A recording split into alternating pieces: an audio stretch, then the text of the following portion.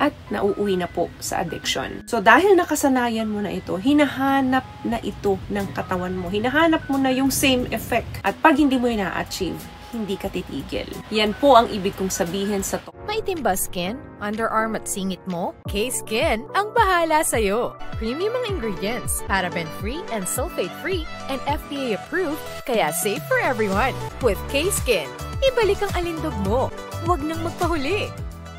Hi guys! Welcome back to our channel. Kamusta po kayong lahat? Sana ay nasa mabuti po kayo at sa mga hindi po nakakakilala sa akin, my name is Cheryl T. At kung bago lang po kayo sa channel nito, pwede po bang makahingi ng isang favor to please consider to subscribe dito po sa ating channel. And huwag nyo na rin po sanang kalimutan i-like and follow ang ating Facebook page official and also ang ating TikTok account Cheryl T. Maraming salamat po. And for today's video is another concerned video po. Ang sabi niya is, masama ba pag lagi nagjajakol? Okay, ano ba yung pagjajakol? Ito yung pagsasarili or masturbation in English. May harmful side effects po ito. Nakadepende po kung ikaw ay married man or married woman. Number 2, masama po ito kung ito ay sobra or labis-labis mo nang ginagawa. Nandun ka na sa addiction level to the point na naapektuhan na yung pang-araw-araw mong gawain, even your work, your family relationship, or kung may karelasyon ka man. Kapag ikaw naman ay married, meron din pong hindi magandang side effect ito. Pero kung science naman ang pag-uusapan natin, especially kung health,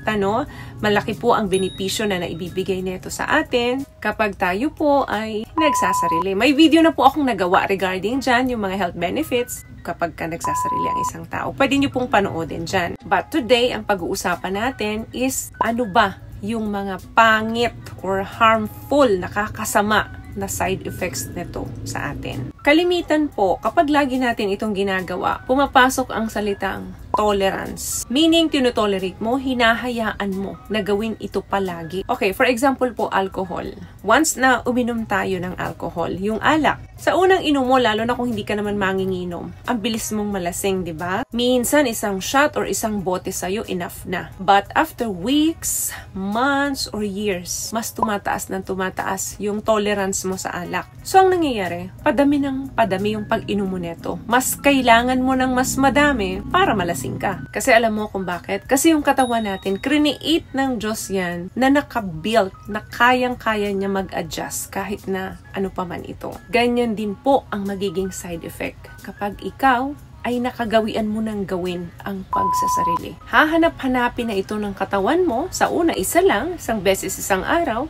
Then sa susunod, magiging 2 beses na, 3 beses na, at nauuwi na po sa addiction. So dahil nakasanayan mo na ito, hinahanap na ito ng katawan mo. Hinahanap mo na yung same effect. At pag hindi mo na-achieve, hindi ka titigil. Yan po ang ibig kong sabihin sa tolerance. Mas madalas na pipiliin mo na magsarili kesa yung may partner ka. Dahil mas na-achieve mo yung gusto mo dyan, kaya tinotolerate mo na yan. Number 2, na harmful effect kapag ikaw ay palaging nagsasarili. Nadidevelop po ang erectile dysfunction kapag ito ay sumusobra. May mga iba-iba pong opinions medically na yung madalas na panunood ng porn or yung pagsasarili ay pwedeng makadevelop po ng erectile dysfunction or ED. Lalo na po kung ito ay excessive na ng panunood.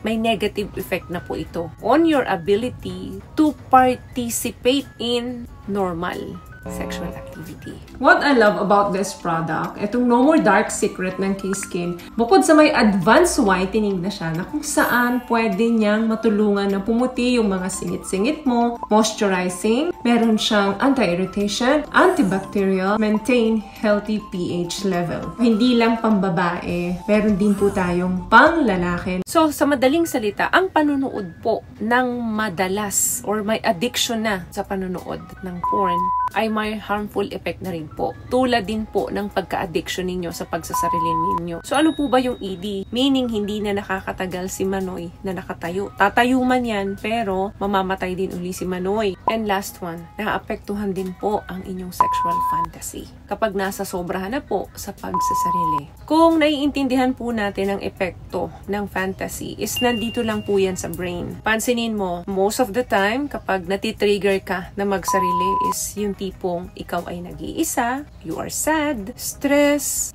tired, minsan takot ka, minsan naman yung pakiramdam na galit ka, ginagawa mo itong stress reliever para lang makascape ka or makaligtas ka dun sa mga feeling na ganun. Ginagawa natin itong pagsasarili or any form of sexual activity para makatakas tayo sa ganitong feeling. Kasi diba kapag ginagawa yan ng isang taong nagsasarili, papasok ka dun sa comfort zone mo. Nagkikreate ka ng isang imagination, ng isang situation na minsan hindi naman makatotohanan. Kung saan makakakuha tayo ng comfort, touch, love, and nurture from imaginary others. Yung imagined relationship na yan, doon sa ginagawa mo, is pwedeng makapagbigay ng mga false sense of comfort doon sa feelings natin. Which is, hindi siya yung sagot doon sa problema natin. Alam nyo po, hindi ka nag-iisa kapag ikaw ay nagkaroon ng addiction dito.